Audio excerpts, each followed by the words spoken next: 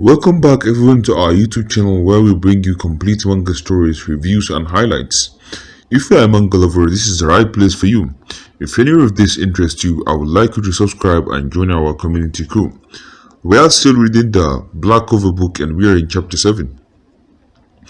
Tower Master's office. Well, I can understand, Father owes his start. But you are really considering allowing Aztec to take the exams too? Well, he is saying he wants to do it, the older man simply states, and the ones I was counting on. He trails off remembering two other candidates who have forfeit from joining the Magic Knights. He sighs loudly, decided against taking the exam. Again, I believe will be fine, but I don't think Asta's up for it, the priest states.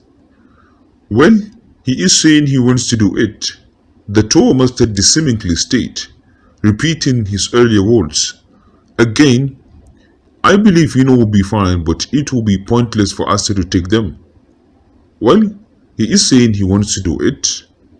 Again he simply answers, then he grins teasingly. Actually, the idea of Asta going to royal capital makes you feel lonely, doesn't it? He playfully pokes the priest who nervously sweats from the correct accusation. Ow, father, Sister Lily joined in amusement. That's not. I just believe that he is going to fail anyway.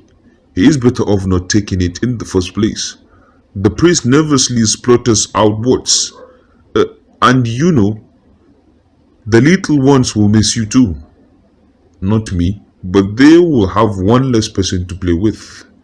Sister Lily gave him a close-eye smile, saying that she knows all too well his real meaning behind those words. Why are you looking at me like that?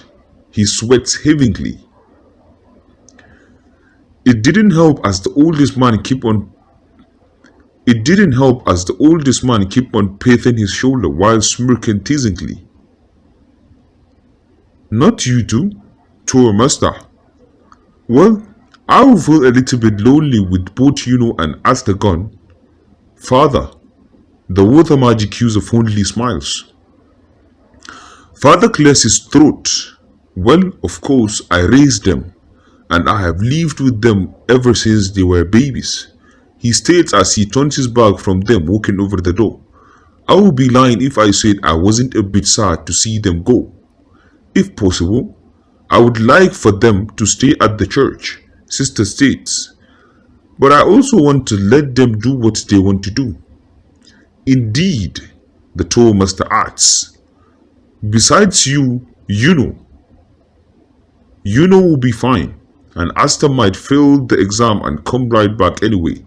You also still have Kana over the church. You are right. Father's face brightens up. Will be fine. But the other one will come right back. Tears of happiness run down his face as he hands clenched together. And my fairy angel will still be here. Anu, about that, Sister Lily intercepts with a smile on her face. Both of the men glance over her in confusion. Eh? The red-haired girl suddenly sneezed and glanced around in confusion. Did someone talking about me? She mutters, rubbing her nose. Glanced over her with a large number of chopped woods floated right behind them. Are you catching a cold? Don't know. She tilts her head, but a loud voice catches her attention only to see Asta running over them at a quick pace. That boy! An ink mark appears on her forehead. Training's not even until I am back at the church. Asta shout and adds as he runs past them, eat my dust. Kana glasses over who held a look that she knows so well and smile. Go on, I'll be fine. The black-haired boy looks over her, giving her a nod, then took off catching up with the ash-blonde hair boy. The fire magic user sighs in amusement as she watches them racing each other, leaving trails of dust behind. Never get bored with those blockheads. She mutters as she continues her journey with a basket full of ingredients for dinner, along with Moguro leaves for Asta, knowing that he will be requesting for her to bring more of them. Can be pretty childish sometimes. Upon arriving at the church, Kana watched as Asta fall flat on his back and had Reka commenting over Yuno's antique. Sometimes, kinda shy. That guy has always been childish. Her words catch the children's attention who spawn and happily greet her. Welcome back, Kanani. Holo and Aruru run over her with a big smile on her face. The older girl smiles lovingly and she lowers herself. What have you two been doing when I'm not here? Aruru jumped with her first clench in excitement. Ruru has been helping Reka Nichan and Nash Nichan cleaning. Holo too? The youngest blonde hair boy raises his hand. That's great.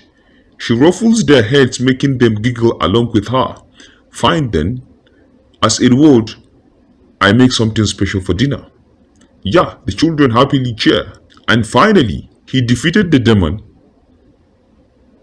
The mage's light shone over so bright upon the whole world. The long night had come to an end. This was the dawn of our world. The end. Kana closed the storybook that she has been reading countless of times, but the children still didn't seem to get bored by it. She chuckles lovingly as she watches them already fall asleep. She quietly repositions the blanket so that they will be covering the four youngest children.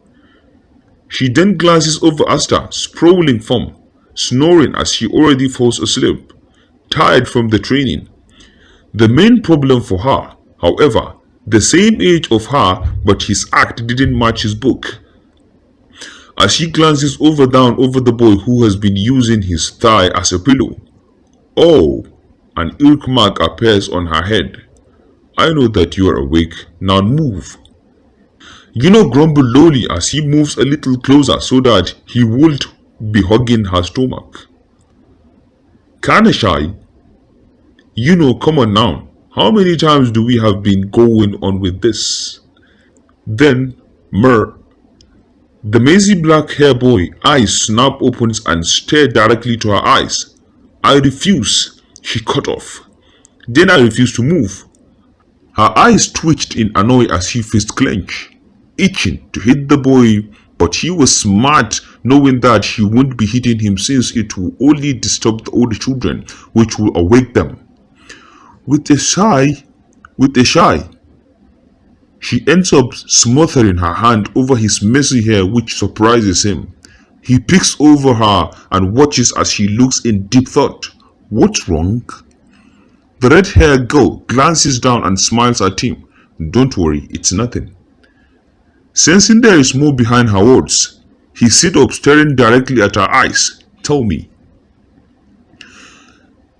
Kana looked at him with a surprised expression over the seriousness in his tone and at the look he was giving her. A smile that didn't reach her eyes appears as she nervously fidgeting her fingers. You see, I was thinking of taking the exam with both of you. She watches as a look of shock morphs on the messy black hair boy's face.